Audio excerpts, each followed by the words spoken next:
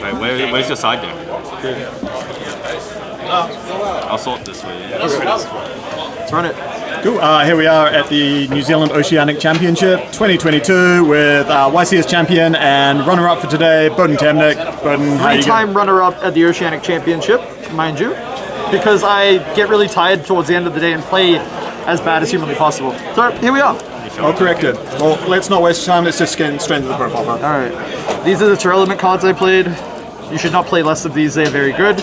If you don't know what their names are, I recommend downloading Neuron and holding your phone up to the camera and you will see them. So there we go. Once again.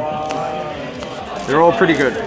And then my supplementary engine was what I would like to say the 5 best ones with good reason. This shouldn't have come back to 3, but it did facilitate this deck. And then these ones I think moving forward might actually just not be in the deck anymore. They are probably the worst ones.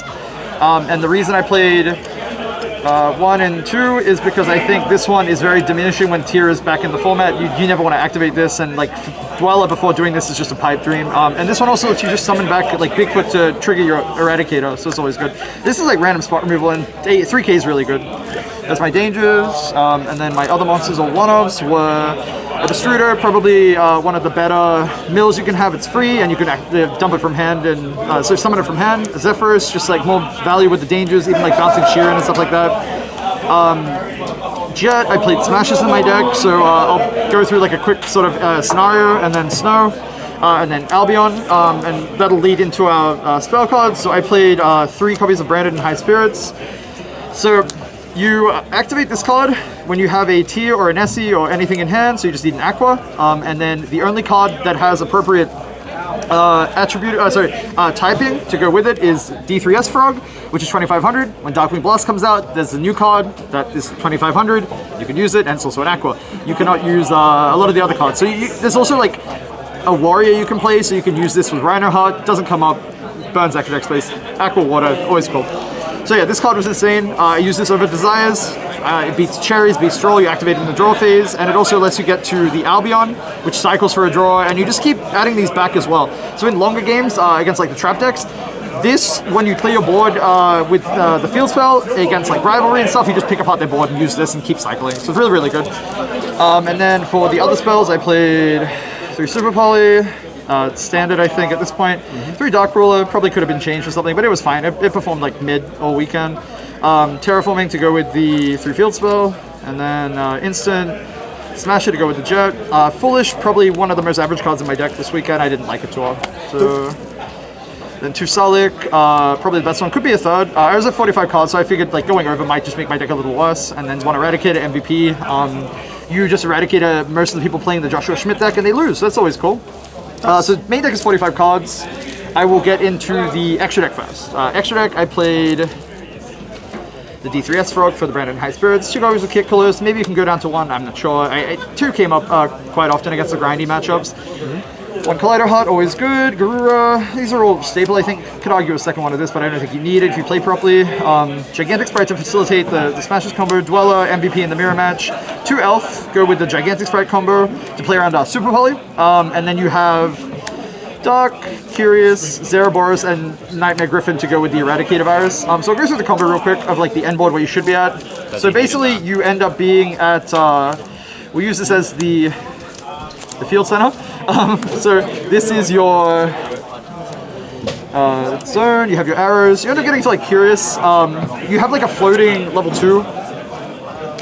So let's say like Merly, wherever she is. I don't assume gender. So we want to have like inside out. So this will turn into Curious, we'll dump, we'll set Eradicator.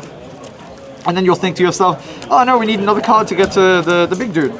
You'd be like, oh, okay, whatever. So like, you'll have like Snow in rotation here as well. You like summon Snow, you have like an extra body. Overlay, you make your Gigantic Sprite, activate effect. Usually this should be an attack. It's always good. I just did it by default because I'm so used to it. You summon your Jet, and now it's susceptible to Super Poly. Sorry? How are you using Gigantic Sprite? Shut up, you know what I mean. Yeah. So it's going to be something like this. Stop poking holes, Yahweh. And then with your extra body on field, so you just make another copy of the Elf. right? Oh, sorry. Yeah, so you do this, you have this on your board, like it's fine. And then the extra body turns it into elf. Now your board can't be super polyed. You have your Eradicator. Sometimes you can throw a Dweller in here as well for good measure. It comes up sometimes. Like, this is like the ideal end board, pretty much. With like a Dweller, it's just a nut. So when people are playing board breakers, I think it's really, really good. Yeah, so that was the main deck. We get into the side deck. 3 Nibiru, 3 draw, 3 Gamma. Jesse played this for Rio. I didn't get to try it too much. I thought these were really, really good into the mirror match and had some like overlap into other decks, which is fine. Catches a lot of people off guard. Like, you'll know the finals was decided by Nib. I think Nib might just be a staple moving forward. Maybe not in the main deck. I think this deck still needs all the gas it has, but we'll see. Macro decks, Galaxy and Reboot. You have a lot of like engine ways to deal with macro decks because you can use Snow and you can use stuff like Zeraboros and some other weird stuff. Play around like stuff like Skill Drain. Snow is really, really good, and the field spell is really good. This is mostly for like Rivalry and Mystic Mine sometimes, but obviously Eradicator helps compensate for that, which is good, and Smashes. And then last card was Agave Dragon. It is a 3,000 attack monster, and I did kill my top 4 opponent attacking with this, a Zeraboros and a Collider Heart over double Golden Lord, and he judgmented me and something else. This came up quite a lot. It's pretty good. And yeah, that's my deck. Shoutouts to Team JRB. Thank you to Geek Culture for running the tournament. They run a good ship. Shout out to all the judge staff and everything else. Shout out to all my friends, Nishad, Ryan, Brandon, Calvin. I love them. They're great. And Jesse as well for helping working with the deck. Asala as well. Blake Funderbeck, I think, came up with the Brandon High Spirits randomly on Discord. We were testing it with other builds, and it was like kind of average. And then we started playing this again. It was really, really good.